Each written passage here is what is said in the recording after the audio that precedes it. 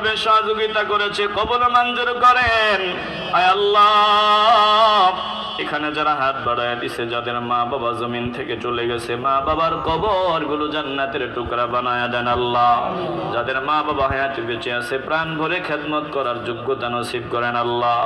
আয় আল্লাহ, যারা বাপ মার কথা মতো বাপ মার মনে কষ্ট দিয়েছে, আয় আল্লাহ এই মাহফিলের পর বাপ মার কাছে ক্ষমা চাইয়া নতুন ভাবে জীবন শুরু করার তৌফিক দান করেন আল্লাহ।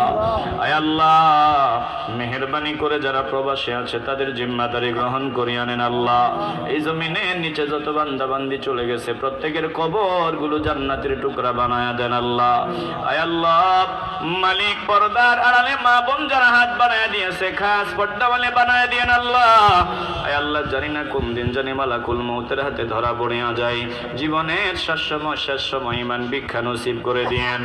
সকলের জবানে কলবে কবুল করে নিন ইমানি কালিমা লা ইলাহা ইল্লাল্লাহু মুহাম্মাদুর রাসূলুল্লাহ সাল্লাল্লাহু আলাইহি ওয়াসাল্লাম।